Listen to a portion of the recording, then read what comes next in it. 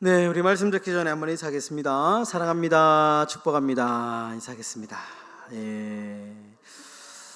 네, 날씨가 계속 추워지고 있는데요. 여러분들 감기에 유념해 주시면 감사하겠습니다. 오늘 본문의 말씀으로 상황을 이기는 소망이라는 제목으로 우리 사도행전 강의 55번째 시간을 함께 갖도록 하겠습니다. 네, 여러분, 이 단테라는 사람 아주 유명한 사람이죠. 단테의 유명한 작품 중에 신곡, 단테 하면 단테의 신곡, 학교 다닐 때 우리가 많이 외웠는데요. 이 신곡이라는 작품이 어떤 내용이냐 하면, 이 단테라는 사람이 꿈을 꿉니다. 꿈을 꾸는데 환상 중에 이제 저승, 죽음 이후의 세상을 여행하는 그 여행담을 소설로 기록한 것이 이 신곡이라는 것입니다. 첫 번째 이제 이 세 개의 세상을 이제 죽음의 세상을 이제 여행을 하는데, 첫 번째는 지옥, 그리고 두 번째는 연옥. 연옥은 이제 천주교에서 주장하는 거죠. 그때 당시에는 이제 그 캐톨릭이 아주 이제 중세 시대 캐톨릭이 지배하던 사회였기 때문에, 그래서 이제 지옥을 여행하는 그런 이야기, 그리고 연옥에 대한 이야기, 그리고 마지막 천국에 대한 이야기. 그래서 지옥 3일, 그리고 연옥 3일, 천국 1일, 이렇게 이제 여행한 이야기를 쭉 이제 작품으로 쓴 이야기가 단테의 이제 신곡입니다. 근데 지옥편이 제일 첫 번째 나오는데요. 이 지옥편이 제일 재미있고 인기가 많습니다. 그 이유는 뭐냐 하면, 지옥도 이제 그때 당시에는 다양한 지옥이 있거든요. 이렇게 피라미드 형식으로 위에는 넓고 이렇게 되면, 이제 제일 밑에 아주 그 지옥에 갈 정말 가장 밑바닥에 떨어지는 지옥에 갈 사람이 누구냐? 배신지옥, 이렇게 나오거든요. 어쨌든 근데 이제 그 신곡에 보면 이 지옥문 위에, 지옥으로 들어가는 문 위에 이런 글귀가 하나 써 있습니다. 여기로 들어오는 자는 모두 희망을 버려라. 지옥으로 들어오는 길목에 이제부터 여기로 들어오는 자는 모든 소망과 희망을 버려라. 뒤집어 말하면 지옥이란 어떤 곳이냐? 소망이 없는 곳, 희망이 없는 곳, 그곳이 지옥이다. 여러분, 이 땅을 살면서 우리가 아무런 소망이 없고 아무런 기대도 없는 그곳이 지옥이다라는 것이죠. 여러분, 롤로메이라고 하는 심리학자는 사랑과 의지라는 책에서 사람이 자신의 이 방향을 찾아가는 데 있어서 세 가지 단계가 있는데, 그 첫 번째가 뭐냐? 소망이다, 이렇게 얘기했습니다. 소망. 사람이 방향을 이렇게 잘 모를 때 그 방향을 찾는 첫 번째 키가, 이 나침판이 뭐냐? 소망, 자신의 소망이 무엇인가를 확인해라. 그러면 잃어버린 방향을 이렇게 다시 찾을 수 있다. 소망이 얼마나 중요한지에 대해서 우리에게 이야기를 하고 있습니다. 오늘 말씀은 제목에 나와 있는 것처럼 소망에 관한 이야기인데요. 우리가 지금 이제 이 바울이 위치가 어디인지 예루살렘에 왔으면 10년 만에 1차, 2차, 3차 전도 여행을 끝마치고 10년 만에 예루살렘으로 복귀했습니다. 이제 10년 만에 제자들을 보고 이렇게 이제 선교 보고도 하고 다양한 어떤 이제 활동들을 하고 있는데, 이제 예루살렘 안에 살던 유대인 그리스도인, 유대인들이 바울을 막 이제 오해하고 핍박하기 시작합니다. 그러면서 바울이 지금 자신의 어떤 상황을 그 사람들 앞에서 감정이 부글부글 끓고 있는, 지금 막 화가 여기까지 나와 있는 사람들 앞에서 지금 복음을 전하는 중에, 오늘 이 마지막 이 대목입니다. 그 중에 지금 바울의 이야기가 지금 담겨져 있는데, 이 말씀 중에 이 소망이란 무엇이냐에 대해서 우리가 잠시 지혜를 구할 수 있습니다. 두 가지인데요.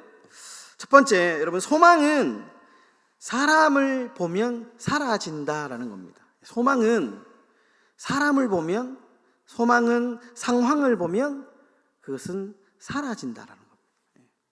다르게 얘기하면 사람이 우리의 소망이 될 수 없고, 상황이, 세상이 우리의 소망이 될 수 없다라는 겁니다.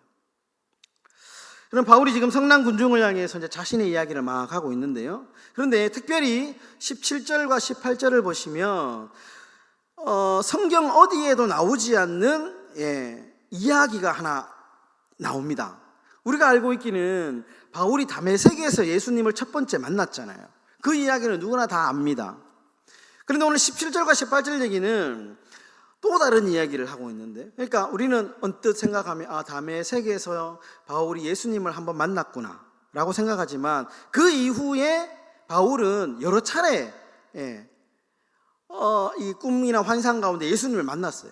오늘 17절과 18절에서 그 얘기를 하고 있는데요.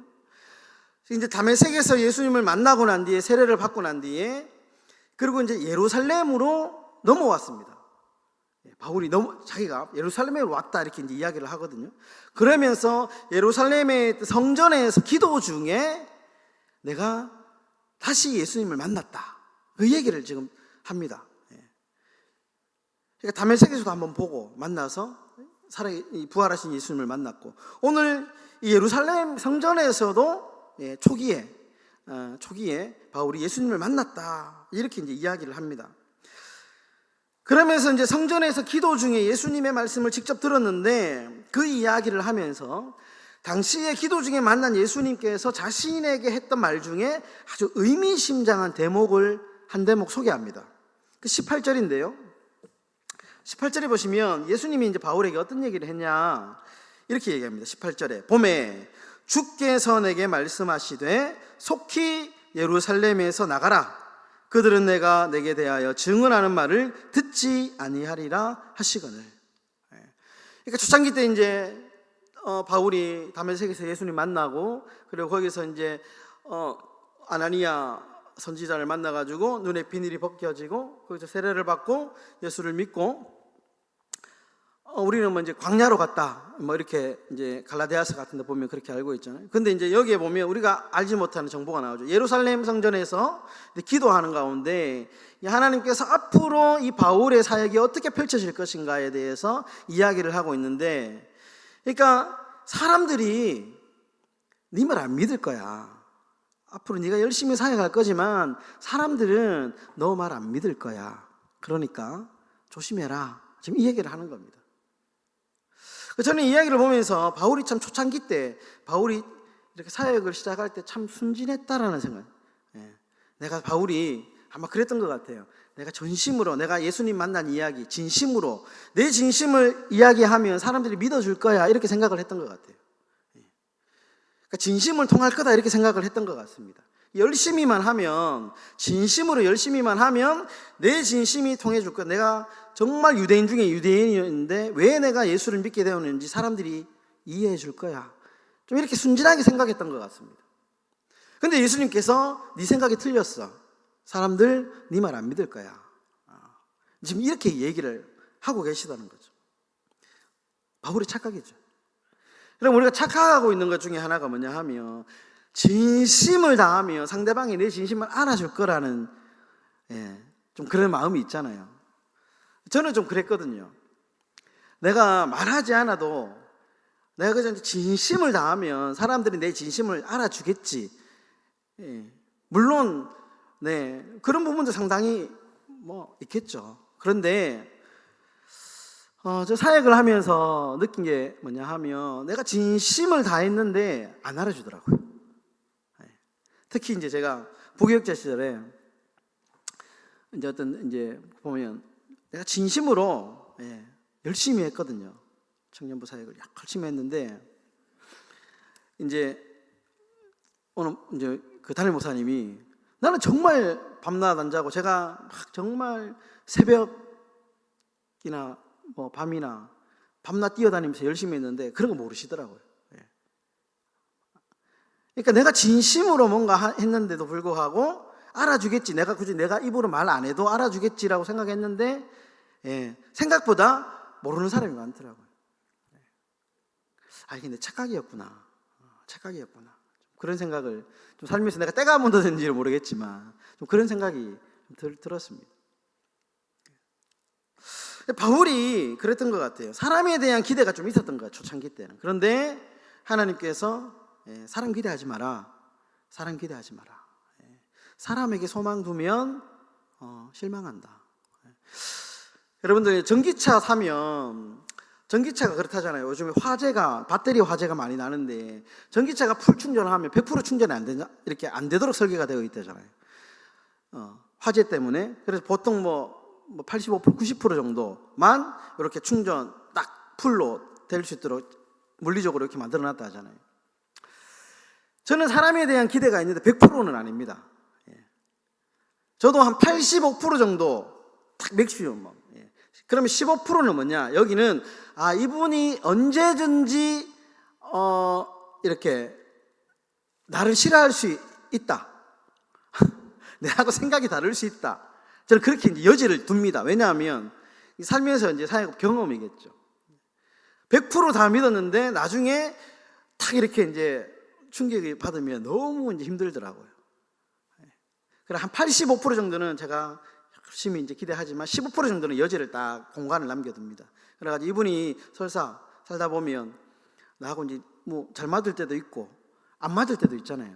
그러다 보면 나한테 또 이렇게 좀 싫은 소리 할 수도 있고 나한테 또 이렇게 좀 평소에 보이지 않던 언행을 할 수 있잖아요. 그때 제가 상처를 좀 덜 받으려고 좀 그런 게 있습니다. 그러니까 소망의 특징이 뭐냐? 사람을 보면 사라진다는 거예요. 소망. 사람을 보면 안 된다는 거예요. 사람은 소망의 대상이 아니고 사랑해야 될 대상이다. 유명한 말이잖아요. 그리고 마가복음 5장에 보면 우리가 잘 알고 있는 혈루증 걸린 여자 이야기 나옵니다. 12년 동안 혈루증에 걸린 여자가 나옵니다. 여러분이 12년 동안 혈루증 걸렸다. 당시 혈루증이 어떤 병이냐면 피가 계속 나오는 병이잖아요. 레위기에 보면 유출병이라고 되어 있습니다. 유출병.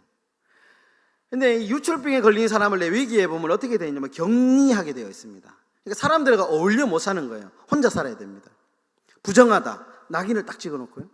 그러니까 얼마나 외롭고 사람에 대한 상처가 많겠습니까? 그런데 이 여자가 12년 동안 그렇게 사는 거예요. 그러니까 그 마가복음 5장에 보면 얼마나 이 여자가 자기의 병을 고치려고 노력했는지 흔적들이 나옵니다. 근데 그때 이 여자가 이 병을 고치기 위해 가지고요 누구를 찾아가냐고 사람 찾아다녔습니다. 사람. 마가복음 5장 26절에 보면 많은 의사에게 많은 괴로움을 받았고 가진 것도 다 허비하였으되 아무 효험이 없고 도리어 더 중하여졌다. 근데 여기에 보시면 이 12년 동안 혈루병 걸린 여자가 자신이 얼마나 괴로웠겠습니까? 그러니까 정말 저 사람 잘 고친다 하면 재산 다 털어가지고 빚이라도 내가지고 그 사람 찾아간 거예요. 12년 동안. 근데 여기 보시면 이 마가복음 5장 26절에 보시면 이 사람을 의지하며 나타나는 참 부정적인 특징이 나오는데요. 마가복음 5장 26절 다시 한번 띄워주시면 이 보시면 괴로움, 많은 괴로움을 받았고 가진 것을 다 허비하였고 그리고 아무 효과가 없고 우리가 사람을 의지하면 어떻게 되느냐? 괴롭습니다. 사람을 막 전적으로 의지하나요? 괴로워요. 에너지가 낭비돼요. 효과도 별로 없어요. 효과도 별로 없어요. 그러니까 이 마가복음 5장 26절 이 구절 안에서 우리가 사람을 의지하면 우리의 마음에 어떤 상실감이 찾아오느냐? 너무 괴롭죠. 내가 막 열심히 믿었는데 갑자기 뒤통수를 한번 팍 맞았다고 생각해 보면 네가 나한테 어떻게 이럴 수가 있느냐? 너무 괴롭잖아요. 지금까지 내가 너한테 사준 밥만 해도 내가 집 한 채를 샀다 하면서 막 내가 돈이 아깝다. 낭비. 아무 효과가 없죠. 소용이 없는 거예요. 이 여인의 모습이 우리의 모습이지요. 우리의 모습. 사람에게 소망을 찾습니다. 저는 기도할 때마다 자식에게 너무 기대하지 않게 해달라고 기도하고 있습니다. 우리 자녀에게, 내 자녀가 아니고 하나님의 자녀니까 하나님, 나는 우리 자녀들한테 너무 많은 기대하지 않게 해주십시오. 하나님이 길러주십시오. 나는 자녀가 많아가지고 남들처럼 학원도 못 보내고 뭐도 못하고 못하니까 하나님이 알아서 보내주십시오. 나는 놓기는 낳았는데 하나님이 알아서 해주십시오. 자녀에게 너무 스스로 내가 목회한다고 핑계대고 자녀들에게 길라잡이 아빠 역할을 잘 못할지라도 자녀들이 하나님이 아버지가 되어 주셔가지고 자녀들이 자신의 길을 잘 찾아갈 수 있도록 그러니까 하나님이 좀 알아서 해주십시오. 그런 기도를 저는 늘 하고 있습니다. 자식도 사람이잖아요. 자식한테 너무 기대하지 않도록 힘 있는 사람, 돈 있는 사람 너무 의지하지 않게 해달라. 근데 우리는 어떻습니까? 사람에게 소망을 많이 걸죠. 우리도 우리 교회에 진짜 막 재벌 믿음 좋은 재벌 한 명 여기 탁 오시면 저기 전라도에 가면 우리 하림 그 회장님이 그 익산의 큰 교회 통합식의 장로님이시거든요. 그러니까 늘 그분이 이 교회를 다 먹여 살렸다 이런 얘기 막 하거든요. 그런데 여러분 힘 있는 사람, 돈 있는 사람 의지하면 괴롭고 힘들고 효과도 별로 없습니다. 사람 의지하지 말라. 사람이 우리의 소망이 아니다. 시편 146편 3절에 귀인들을 의지하지 말며 도울 힘이 없는 인생도 의지하지 말지니 그의 호흡이 끊어지면 흙으로 돌아가서 그날에 그의 생각이 소멸하리로다. 사람 의지하지 말라. 언뜻 보기에는 저 사람 나한테 힘이 될 것 같지만 그렇지 않다라는 거죠. 사람 의지하지 말라는 거죠. 사람한테 소망 두지 말라는 거죠. 그러면 누구에게 우리가 소망을 둬야 되느냐? 자연적으로 기결되는 것이 하나님만이 우리의 소망이다. 하나님만이. 하나님. 여러분, 바울이 이제 막 자기 변호를 하고 있으니까요, 폭동이 막 일어나려고 합니다. 폭동이. 죽여야 된다. 저런 인간들 죽여야 된다 하면서 막 그 유대인들이 바울을 막 죽이려고 하니까 천부장이 바울을 밖으로 끄집어냅니다. 경호원들. 그래가지고 이제 따로 이제 신문을 하려고 하는데요. 근데 그때 바울이 한마디 하죠. 25절에 보면 25, 26, 27, 28, 29절에 보면 특별히 25절에 보시면 가죽줄로 바울을 매니 바울이 곁에 서 있는 백부장들을 이르되 너희가 로마 시민 된 자를 죄도 정하지 아니하고 채찍질할 수 있느냐. 여기까지만. 그러니까 바울이 신문을 하려고 사람들이 결박을 하려고 하니까 나는 로마 시민이야 이렇게 얘기를 하는 겁니다. 여러분, 당시 로마 시민권은 아무나 가질 수 있는 게 아닙니다. 이거는 프리패스, 엄청난 특권층이야 라는 것을 가르쳐주는 겁니다. 그래서 로마 시민권을 가질 수 있는 그 당시에 두 가지 방법이 있었습니다. 하나는 남에서부터 부모에게 물려받는 것, 하나는 돈 주고 사는 것. 돈을 많이 벌어가지고 로마 시민권을 사야 됐습니다. 그러니까 오늘 그 본문에도 나오죠. 나는 돈 주고 로마 시민권을 샀다 이렇게 얘기하니까 바울은 나는 날 때부터 로마 시민권을 가지고 있었다. 이거는 로마 시민권을 가지고 있는 사람은 함부로 그 사람의 몸을 위해할 수 없었습니다. 정식적인 재판을 밟아야 된다. 정식적으로. 왜냐하면 로마의 재산이기 때문에. 바울이 난 로마 시민권 가지고 있는데 이렇게 딱 이야기를 한 거예요. 반전이 일어나. 반전이. 그러니까 누가 하시긴? 하나님이 하신 것이죠. 하나님이 바울을 선택할 때 너는 이방인의 사도가 될 거야 라고 했던 가장 적합한 이 바울을 선택하신 이유가 바로 여기에 있는 것이죠. 상황이 역정됩니다. 극적인 방정이 일어났죠. 누가 하셨어? 하나님이 하셨어. 바울이 사람을 의지한 게 아니고요, 하나님만 믿고 나가니까 하나님께서 이 상황을 만들어 가시는 거예요. 만들어 가시는 거예요. 오로지 사명에 집중하니까. 여러분, 하나님이 우리의 소망인 줄 믿습니다. 하나님만이. 하나님만이. 내가 막 개입하고 내 힘으로 막 이렇게 좀 되는 것 같지만 지나고 나면 사실은 나는 해결하려고 했지만 일만 저지르죠. 그냥. 알고 보면 하나님이 다 하시거든요. 여러분, 혈루증 이 여인의 이야기를 좀 더 하자면 막 사람 찾아다녔는데 병을 못 고쳤습니다. 그런데 예수님이 12년 동안 사람 찾아는 못 고쳤는데 단번에 예수님이 옷자락을 탁 만지니까 그 여인의 혈루증이 나았죠. 27절 마가복음 5장 27절에 예수의 소문을 듣고 무리 가운데 끼어 뒤로 와서 그의 옷에 손을 대니 이는 내가 그의 옷에만 손을 대어도 구원을 받음이라 생각함이려라. 이에 그의 혈루 근원이 곧 마름에 병이 나온 줄을 몸에 깨달으니라. 그러니까 12년 동안 사람 열심히 찾아다녔지만 아무 효과도 없었습니다. 그런데 예수님 딱 만나니까 단번에 그의 문제가 해결되었습니다. 여러분, 바울이 고린도후서에서 이런 말합니다. 고린도후서 4장 8절에 우리가 사방으로 우겨삼을 당하여도 쌓이지 아니하며 답답한 일을 당하여도 낙심하지 아니하며 박해를 받아도 버림받지 아니하며 거꾸로 뜨림을 당하여도 망하지 아니하고. 여러분, 어떻게 이런 일이 가능할까요? 어떻게 이런 일이 가능할까요? 고린도후서 4장 7절에 그 비결이 나오는데 우리가 이 보배를 질그릇에 가졌으니. 여기서 이제 질그릇은 우리죠. 보배는 우리 하나님 예수 그리스도입니다. 복음입니다. 그러니까 우리는 질그릇인데 우리는 소망도 없고 우리는 아무 희망도 없지만 우리 안에 예수 그리스도의 복음이 있기 때문에, 우리 예수님이 우리의 소망이기 때문에 우리가 사방에 우겨쌈을 당하여도 우리가 소망이 있다. 하늘을 볼 수 있는 소망이 있다는 거예요. 예수님 때문에 낙심하지 않는 것이죠. 시편 146편 5절에 야곱의 하나님을 자기의 도움으로 삼으며 여호와 자기 하나님에게 자기의 소망을 두는 자는 복이 있도다.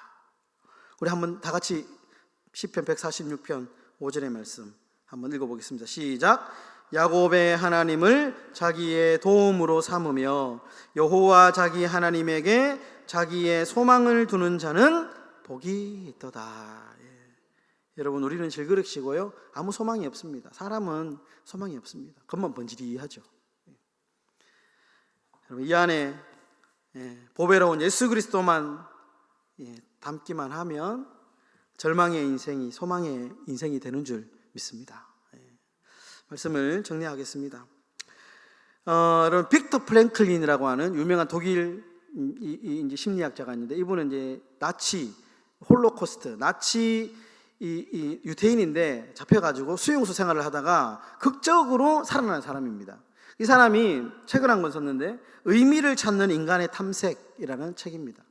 여기에 보면 이런 말이 있습니다. 나치 수용소에 말할 수 없는 잔인한 고문과 무서운 형벌, 비인간적인 학대 속에서 나를 생존하게 만든 것은 바로 희망이었다. 희망은 생존의 근거다. 근거다. 이렇게 얘기했습니다. 여러분, 우리가 상황을 뛰어넘을 수 있는, 상황을 보면 절망이죠. 우리나라 현실을 보면 야, 이거 소망이 있겠나? 이거 해결되겠나? 정말 절망밖에 없지만, 그러나 상황을 뛰어넘을 수 있는 소망은 오로지 예수 그리스도를 붙잡는 겁니다. 붙잡고 하나님께 해결해 주십시오. 나는 해결할 수 없지만 우리 하나님 해결해 주십시오. 그렇게 기도하는 것이 우리의 유일한 소망입니다. 믿음의 주여 온전케 하시는 예수 그리스도, 예수 그리스도를 우리의 소망으로 삼고 기도하시는 복된 삶이 다 되시기를 주의 이름으로 축원합니다.